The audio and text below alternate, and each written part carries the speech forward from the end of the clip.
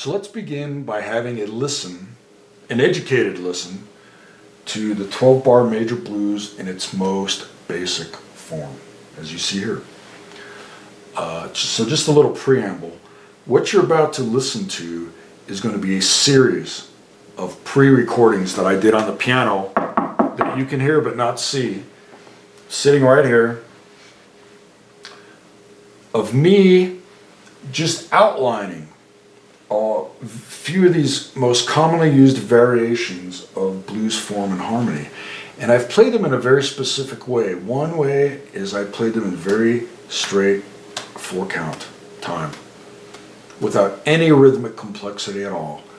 And I've also played them so that the chords are voiced in the most basic form with voice leading.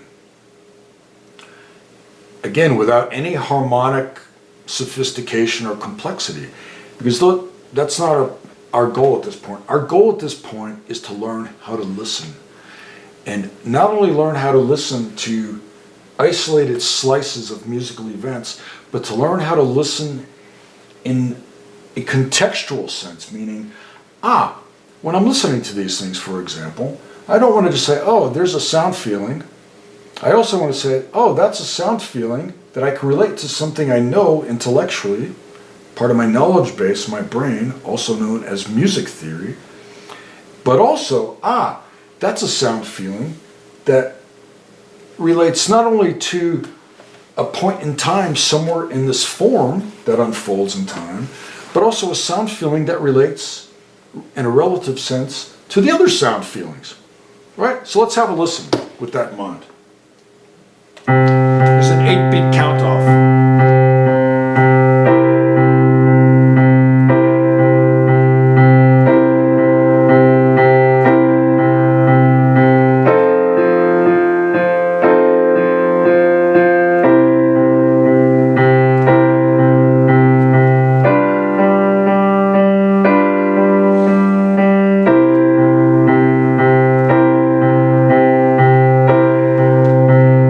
So let's just take a break there and talk about this a little bit. As you're listening to this, I hope you're experiencing a couple of things. One is the awareness of where you are within this form at any point in time. One. So that's just time. We're just talking purely about time. But secondly, the awareness theoretically, meaning intellectually, of what is in operation at that point in time. But then more than that, the awareness of the sound feelings that you're experiencing at any point in time, right? So basically, the task before us in terms of ear training and understanding the form and harmony is this. We have something we understand intellectually, like a chord symbol, analyzed as such with Roman numerals. We have something, some series of events unfolding over time. And then we have the experience of the sound feelings, right? The sound being, in my view, a very objective awareness, but then the feeling being a very subjective reaction to what's happening, right? So to me, let's sum this up. As we listen to this thing, our experience should be one of like, oh, that's what a Roman numeral 1 7 chord sounds and feels like. Oh, that's where a Roman numeral 4 7 chord. That's what it sounds like, and that's where it's located. Oh, and that's what it sounds and feels like when I resolve the tension coming back from that 4 chord. Oh, that's what a Roman numeral 5 7 chord sounds and feels like. Oh, that's where it would be. Oh, in this whole context of this 12-bar form, right?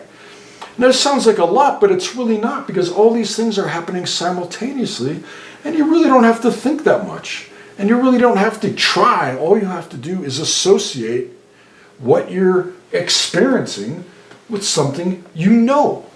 This is fundamental to the whole process of what it means to do ear training. Right? So let's have another listen and go even deeper.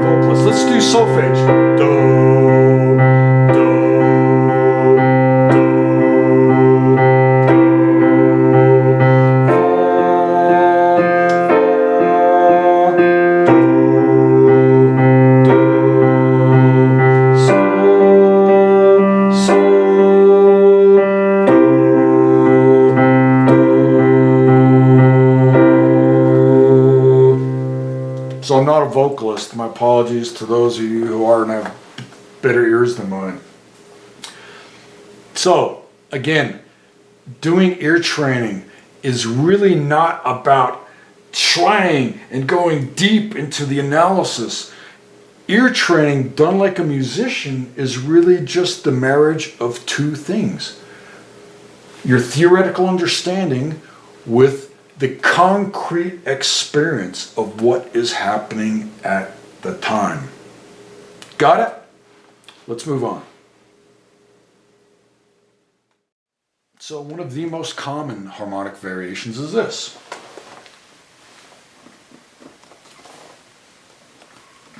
Right? So what have we done? We've replaced the 2 bars of the 5/7 chord with a 5 and a 4 chord. Right? So what is this? What have we done, right? We're just adding more harmonic interest, more harmonic motion. But what we have not done is fundamentally changed the form, right? So compositionally, we still want to be thinking about this as phrase 1, phrase 2, phrase 3. It's just that phrase 3 now requires us to be cognizant of the fact that we've got this little harmonic shift that we didn't have in the most basic form, right? And so if we're playing with somebody, the knowledge of this and the experience of the sound feeling of this have to inform our comping and also our soloing, right? Anyway, let's have a listen. 8-beat count off. Sing it.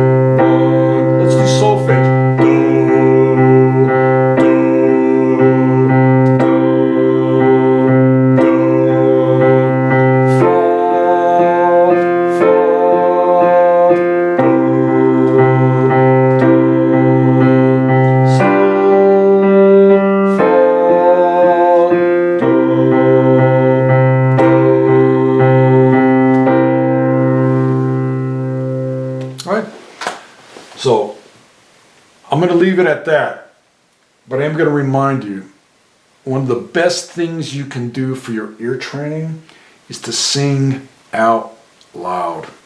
For me, in my book, there is no better way to internalize the experience of what's going on here than to sing out loud. Got it? Good. Another commonly used harmonic variation is this. To replace the monotony of 4 bars on the 1 chord, sorry to sound so negative, with this. So what's happened? Well, we just made a temporary excursion to the 4 chord in bar number 2 before returning back to the 1, right? Right? Easy. This is going to be easy to recognize by ear. And so I want to point out again, I'm going to keep repeating this, right? Even though we've made this variation, we have not impacted the overall compositional phrasing of the piece, right? This is still phrase number 1, phrase number 2, phrase number 3. Let's have a listen and sing along. Ready? We're going to sing the roots as numbers, Roman numeral numbers. Got it? 8-beat count off.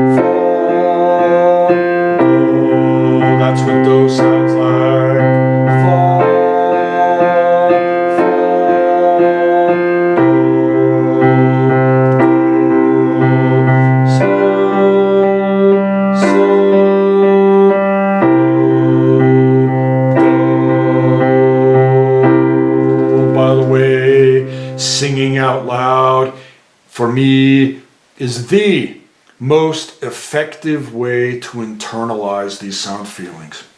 Got it? Good. Another commonly used device is this, to replace the plain old 5 chord with more harmonic motion. And what would that look like? Well, how about this? How about instead of just a 1-5 for 2 bars, we play a 2 to the 5. Got it? Let's check it out.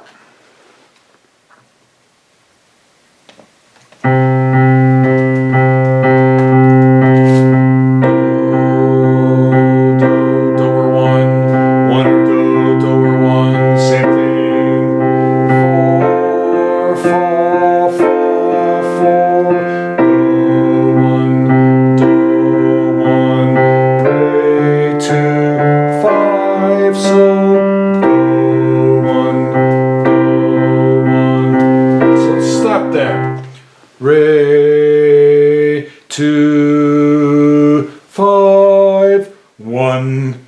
Again, this is something you're going to learn to hear and you're going to recognize over and over by experience. Right? But the key to success is to marry something we know theoretically, right? Our knowledge of what a minor 2 chord is, what a dominant 7 chord is, with how they sound and feel. Let's go through this one more time and pay attention to how that sound and feels, right? It's re, re, sol, do, or re, sol, do, re, sol, do, re, sol, do. Got it? Let's listen. Solfege.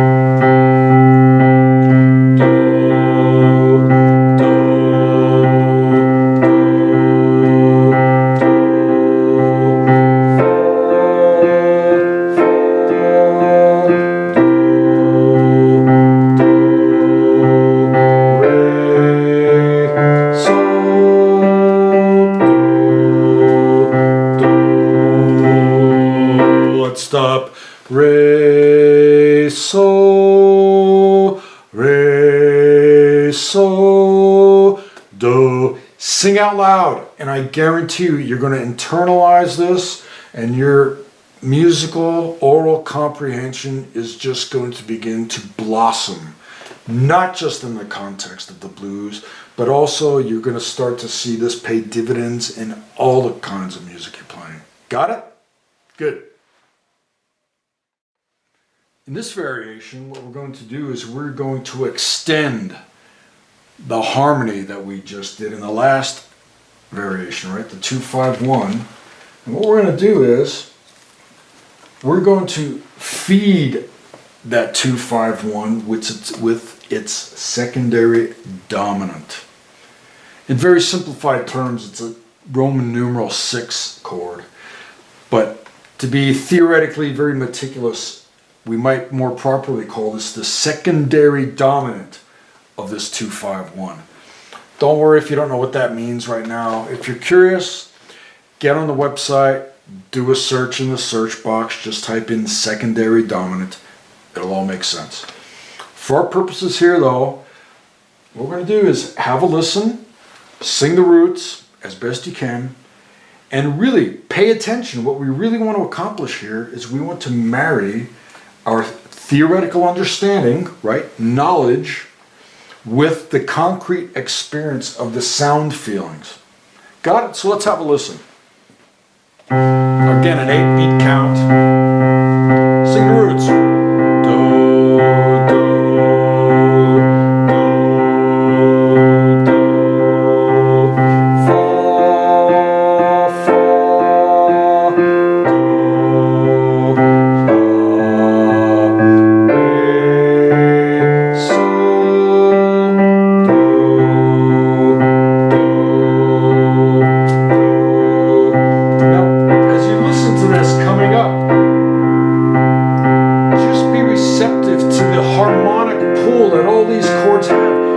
Inevitability. Listen for the inevitability.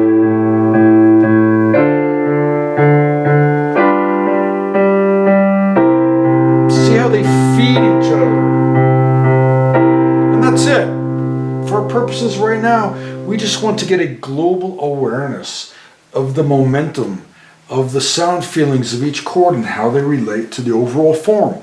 And again, I'm going to keep reminding us, none of these harmonic changes fundamentally upsets the compositional form of this, which is phrase 1, phrase 2, phrase 3. Got it? Another super common harmonic variation is this, and that is to replace the final 2 bars with a nice, juicy turnaround. So in this case, it's going to be a 1-6-2-5 turnaround. And by the way, again, for the theoretical purists, this 6 is better conceived as a secondary dominant of the 2, and the 2 is actually better conceived as the secondary dominant of the 5. Again, look it up if you're interested. Look up on the website, look up secondary dominants. It'll all make sense. For our purposes now, we're talking about blues form and harmony.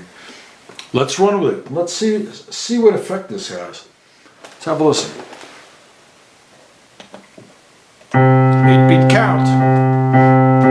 Sing. Do or 1, whichever one you prefer. Do, 1,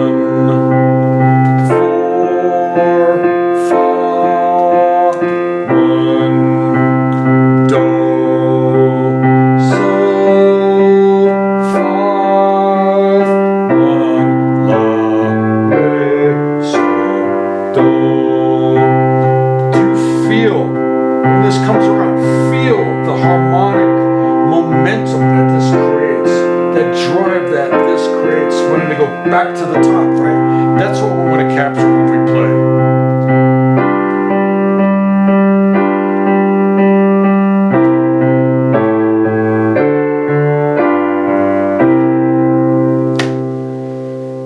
Got it? Now, importantly, being able to hear these things is no special talent. All we're doing here is gaining experience, right? All we're doing is, in the course of that experience, is marrying the sound feelings that we are perceiving to some theoretical construct that we can now marry inside our minds. Right? It's that simple. No secret, requires no special talent. All it requires is a little bit of knowledge and a little bit of experience. Got it? So let's close this video out with a fun example, right? What we're going to do is let's build a hybrid, a more harmonically complex hybrid using some of the simple ideas we just experienced, right? So there's others, but let's pick one. Let's just pick one that I particularly like, and that is this. To replace the monotony of the 4 bars on the 1 chord with the fast 4 we talked about. And let's go ahead, instead of just the static harmony at the end, let's put a nice juicy 1-6-2-5 turnaround. And then instead of the static 5 chord here, let's go ahead, put in a nice 2-5-1, or sorry, 2-5 into the 1, and then let's feed that with a secondary dominant, right, the 6 chord. Let's have a listen. 8-beat count off, sing along, right? You're always singing, right?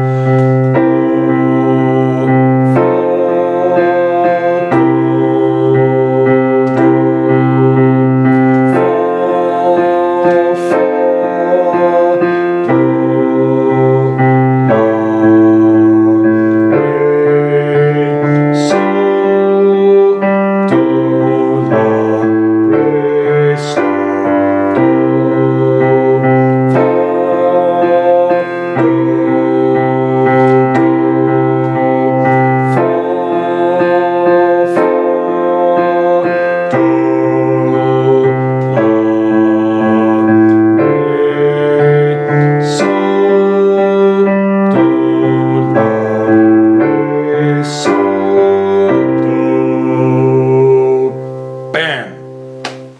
So, hopefully you got something out of this series. But I hope you got more than just a deeper understanding of blues form and harmony, 12-bar blues form and harmony.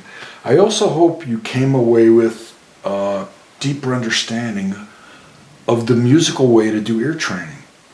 What is ear training? It's nothing more than integrating what we know intellectually about the music, also known as music theory. For example, in this case, Roman numeral analysis. It's a simple matter of marrying that theoretical knowledge with the concrete experience of the sound feelings that each of these chords has on us as this music unfolds, right? So in summary, what should we be experiencing here? Well, as we play and listen, we should be experiencing, oh, that's what a 1-7 chord sounds like and feels like. Oh, that's what the fast 4 chord sounds and feels like. Oh, that's what the 6-7 chord sounds and feels like. That's what a 2-5-1 sounds like. Oh, that's what the turnaround 1-6-2-5 turnaround sounds and feels like, right? It's that utterly simple. These things are easy to learn, right? These are not complicated concepts, for one. And for two, the experience of this music is a universal. And it doesn't require any particular talent. It doesn't require perfect pitch. All it requires is taking the time to allow the sound feelings to have an impact on us. And to marry that impact to something we know in our brains. Got it? It's that simple. The hard part is the discipline it takes to expose yourself to these things and to expose yourself to enough of these things that you start to build up a harmonic library based purely on experience, not based on any particular talent. Got it? Great.